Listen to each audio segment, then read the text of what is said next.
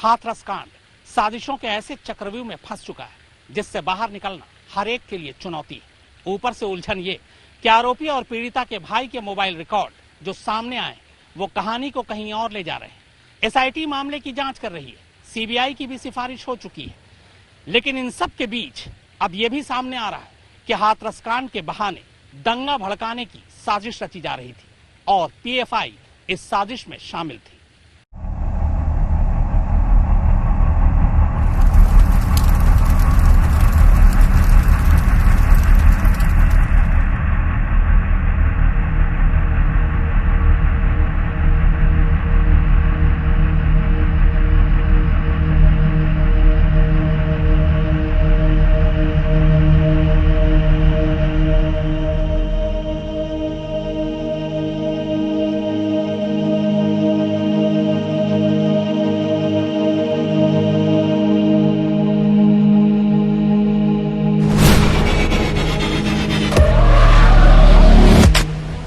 जो गुस्सा गुबार बनकर फूटना शुरू हुआ था वो करीब 10 दिनों की साजिश और कशमकश के बाद अब चक्रव्यूह में उलझा नजर आ रहा है।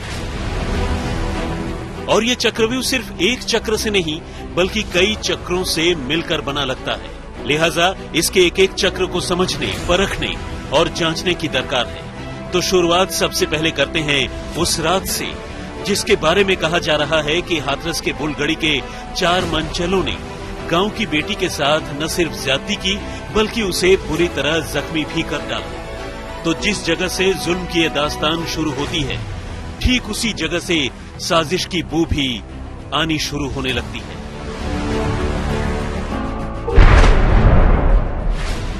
हाथरस के चक्रव्यूह का पहला चक्र।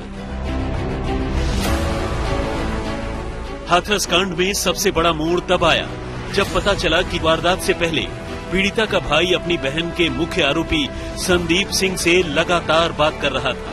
वो भी छोटी मोटी नहीं बल्कि दोनों नंबरों पर लंबी बातचीत हुई।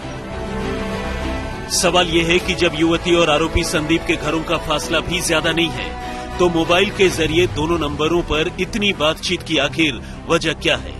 कॉल डिटेल से ये खुलासा हुआ है कि पीड़िता के भाई के नंबर से आरोपी संदीप के नंबर पर 1-2 बार नहीं बल्कि 62 बार और संदीप के नंबर से युवती के भाई के मोबाइल पर 42 बार कॉल की गई। कॉल डिटेल से ये भी सामने आया है कि इन बातचीत के दौरान दोनों नंबरों की लोकेशन भी गांव की ही थी। यानी इतना तो तय है कि पीड़िता के भाई और मुख्य आरोपी के बीच पुरानी जान पहचान है। इस खुलासे के बाद पुलिस ने इसकी जांच शिद्दत से शुरू कर दी है। साथ ही मुख्य आरोपी से भी पूछताछ हो रही है। हालांकि पुलिस इस मसले पर फिलहाल कुछ बोलने को राजी नहीं।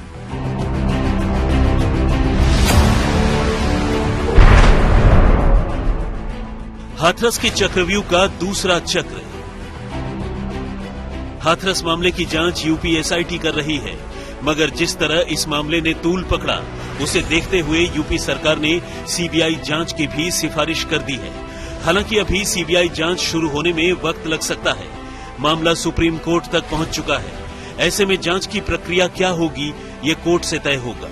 कोर्ट की निगरानी में सीबीआई जांच के लिए भी यूपी सरकार कह चुकी है, लेकिन परिवार को सीबीआई जांच पर भरोसा नहीं। घर वाले लगातार न्यायिक जांच की मांग कर रहे हैं। लगातार तफ्तीश के बीच हाथरस अभी छावनी में तब्दील है। मामले की संजीदगी को देखते हुए परिवार की सुरक्षा बढ़ा दी गई है। वहीं हाथरस का सच सामने आने में 10 दिन का वक्त और लग सकता है, क्योंकि यूपी सरकार ने एसआईटी को फाइनल रिपोर्ट देने के लिए 10 दिन और दिए हैं। हाथरस के चक्रव्यूह का तीसरा चक्र। हाथरस मामले में जो दिल दहला देने वाला सच इस चक्रव्यूह को तोड़कर बाहर आया है वो ये है कि इस मामले को मुद्दा बनाकर यूपी में दंगे कराने की साजिश रची जा रही थी और इसके लिए 100 करोड़ की फंडिंग का भी खुलासा हुआ है। इतना ही नहीं, इसमें मॉरिशस कनेक्शन भी सामने आ रहा है। इस इंटरनेशनल साजिश का पर्दाफाश तब हुआ जब यूपी पुलिस ने मथुरा के टोल प्लाजा से 4 संदिग्ध लोगों को धर दबोचा। बताया जा रहा है कि इनका ताल्लुक पॉपुलर फ्रंट ऑफ इंडिया यानी पीएफआई से है। आगे की तफ्तीश से पता चला है कि हाथरस में दंगे की साजिश के तार मॉरिशस से जुड़ रहे हैं। और इसके लिए 100 करोड़ से ज्यादा की फंडिंग भी जुटाई गई थी। लेकिन खुफिया एजेंसियों ने इस इंटरनेशनल साजिश के प्लान को पहले ही फेल कर दिया। हाथरस से श्वेता सिंह और कुमार कुणाल के साथ कुमार अभिषेक, लखनऊ, आज तक। पीएफआई पर हाथरस कांड के बहाने सिर्फ दंगा भड़काने की साजिश के इल्जाम नहीं है, बल्कि इस साजिश के तार विदेशों तक से जुड़े हुए हैं। कहा जा रहा है कि पीएफआई ने दंगा भड़काने के लिए करीब 100 करोड़ रुपए की फंडिंग की थी और ये फंडिंग मॉरिशस से हो रही थी। इसीलिए इस मामले की जांच में ईडी भी शामिल है। अब तमाम जांच एजेंसियां इस बात की जांच कर रही हैं कि हाथरस दंगे की जो साजिश रची गई वो कितना सच है।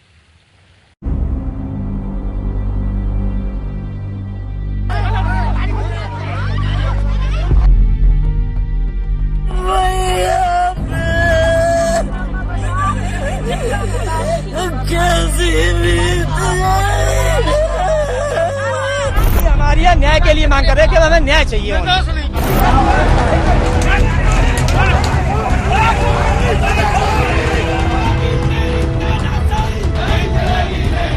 दोषी जो है वो मतलब छूटना नहीं चाहिए और निर्दोष है उनको सजा नहीं होनी चाहिए।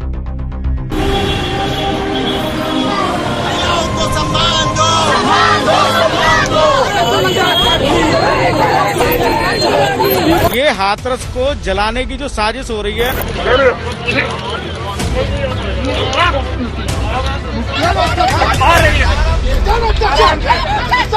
ये जांच का विषय है। हमारे जो निर्दोष बच्चे उनको नहीं फंसाया जाए और जो दोषी हैं उनको छोड़ा नहीं जाए।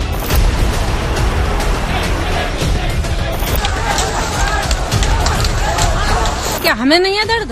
हमारी भी तो बच्ची है। उन्होंने क्यों दंगा प्रसाद किया?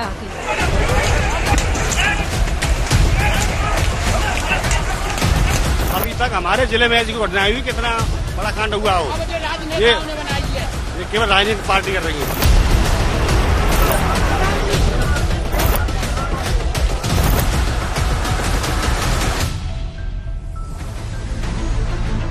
हाथरस की बेटी के लिए एक तरफ इंसाफ की लड़ाई चल रही थी, उसके साथ ही उत्तर प्रदेश को दंगों की आग में झोंकने के षड्यंत्र का भी पर्दाफाश हो रहा है। सरकारी साजिश को बेनकाब करने के लिए साजिश करने वालों के खिलाफ कड़ी कार्रवाई करने में जुटी है। किसी की साजिश को सफल नहीं होने देंगे। किसी गरीब के भविष्य के साथ खिलवाड़ करने की इजाजत किसी को नहीं देंगे। ये सभी षड्यंत्रकारी बेनकाब होंगे और बेनकाब होने के अलावा कानूनन कार्रवाई भी सख्ती के साथ ऐसे तत्वों के साथ हम लोग करेंगे जो लोग समाज के माहौल को खराब करके, समाज में जातीय विद्वेष पैदा करके, अराजकता पैदा करके, विस्वमन करके विकास को अवरुद्ध करना चाहते हैं। ये विकास अवरुद्ध नहीं होगा। अब उत्तर प्रदेश तेजी के साथ आगे बढ़ रहा है। हाथरस कांड के बहाने उत्तर प्रदेश में दंगा कराने का आरोप लगा है पीएफआई यानी पॉपुलर फ्रंट ऑफ इंडिया पर। देश की सुरक्षा एजेंसियों को इस संगठन के वाइस प्रेसिडेंट अब्दुल सलाम की तलाश है। हाथरस में साजिश को लेकर फंडिंग में अब्दुल सलाम की तलाश चल रही है। सीएए को लेकर हिंसक प्रदर्शन में भी अब्दुल सलाम का नाम आ चुका है। आरोप है कि अब्दुल सलाम ने पैसे देकर हिंसक आंदोलन करवाया था। अब्दुल सलाम मंजेरी में केरल राज्य विद्युत बोर्ड के रीजनल ऑडिट दफ्तर में काम करता है। उधर पीएफआई के जिन 4 सदस्यों की गिरफ्तारी हुई थी, उन्हें पुलिस ने आज अदालत में पेश किया, जहां से उन्हें 14 दिनों की न्यायिक हिरासत में भेज दिया गया। इन लोगों को मंगलवार की शाम पुलिस ने मथुरा से हाथरस जाते वक्त गिरफ्तार किया। मथुरा के मांड थाना क्षेत्र में यमुना एक्सप्रेसवे के टोल प्लाजा से इनकी गिरफ्तारी हुई। इनमें से एक अतीकुर रहमान मुजफ्फरनगर जिले के रतनपुरी थाने के नगला गांव का रहने वाला है। दूसरा शख्स सिद्दीकी मल्लापुरम के बेंगारा का रहने वाला है। तीसरा शख्स मसूद अहमद बहराइच जिले के जरवल का रहने वाला है और चौथा आलम रामपुर के घेर फतेह खान गांव का रहने वाला है। इन चारों आरोपियों के पास से मोबाइल फोन, लैपटॉप और माहौल बिगाड़ने वाले संदिग्ध साहित्य बरामद हुए। इनके पास से आपत्तिजनक सामग्री मिली और जब और तहकीकात हो रही है तो पता ये चल रहा है कि न सिर्फ आपत्तिजनक सामग्री, न सिर्फ पोस्टर, बल्कि एक बड़ी फंडिंग की तैयारी थी और हाथरस में जस्टिस के नाम पर पैसे उगाही की भी कोशिश चल रही थी। कुल मिलाकर हाथरस के पीछे एक बड़े मूवमेंट को खड़ा करने की तैयारी चल रही थी, जैसे एंटी-सीएए प्रोटेस्ट के दौरान हुआ था। मथुरा से पीएफआई के 4 साजिशकर्ताओं की गिरफ्तारी से ये साफ हो गया था कि हाथरस कांड के बहाने किस तरह यूपी में दंगे फैलाने की साजिश चल रही थी।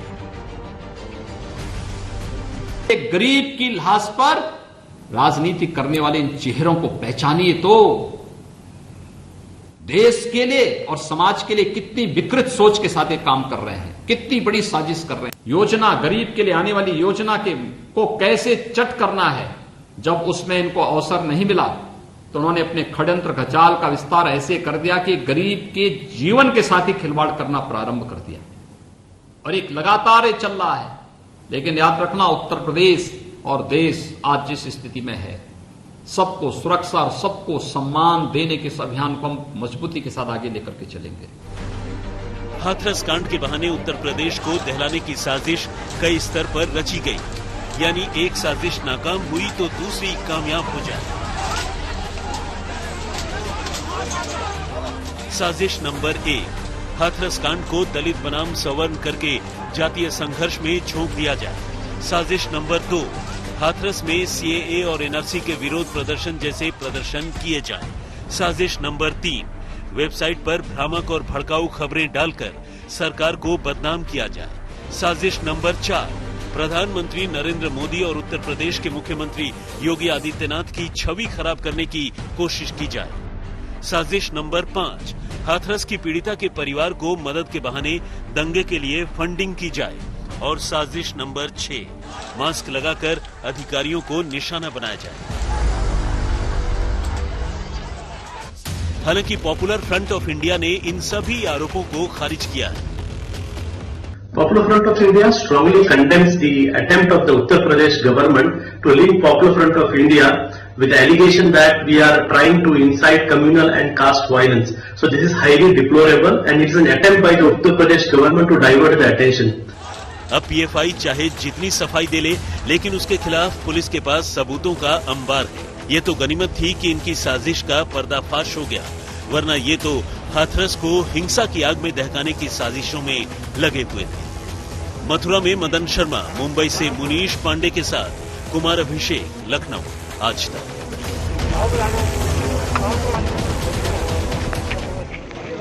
हाथरस कांड का सच सामने आने में अभी 10 दिन और लगेंगे।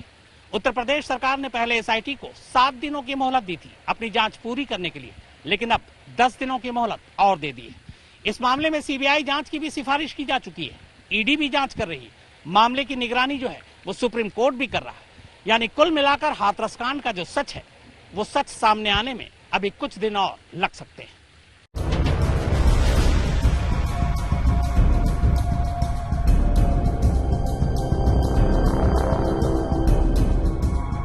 हाथरस कांड का पूरा सच जानने के लिए अभी देश को 10 दिनों का और इंतजार करना पड़ेगा। मामले की जांच के लिए बनाई गई एसआईटी को यूपी सरकार ने अपनी फाइनल रिपोर्ट देने के लिए 10 दिनों का वक्त और दिया है। मामले की जांच भले एसआईटी कर रही हो, लेकिन मामले में हो रहे खुलासों ने एसआईटी का काम और चुनौतीपूर्ण कर दिया है। पीड़ित लड़की के भाई और आरोपी लड़के के बीच फोन पर हुई लंबी बातचीत के सबूत सामने आए हैं। सवाल ये है कि अगर दोनों परिवारों में दुश्मनी थी और लड़के ने लड़की के साथ ज्यादती कर उसकी जान ले ली, तो फिर दोनों के बीच इतनी लंबी और बार बार बातचीत किस बात पर हो रही थी? नई समय सीमा मिलने के बाद एसआईटी ने अपनी जांच और तेज कर दी है। एसआईटी अधिकारियों ने बुधवार को पीड़ित परिवार से मुलाकात करने के साथ साथ करीब 15 मिनट तक पीड़िता के भाई से सवाल जवाब किए, ताकि फोन वाली गुत्थी सुलझाई जा सके। हालांकि एसआईटी अधिकारी इस मसले पर फिलहाल कुछ भी नहीं बोलना चाहते। सीडीआर कल आया है, उसको लेकर के तमाम चर्चा है, कॉल डिटेल है, और भी बाकी जगहों पर आप कल गए थे। बाकी हम और डिटेल्स नहीं शेयर कर सकते। एक तरफ एसआईटी की जांच, दूसरी तरफ सरकार की सीबीआई जांच की सिफारिश और तीसरी तरफ मामला सुप्रीम कोर्ट में। जाहिर है आखिरी फैसला तो सुप्रीम कोर्ट ही करेगा।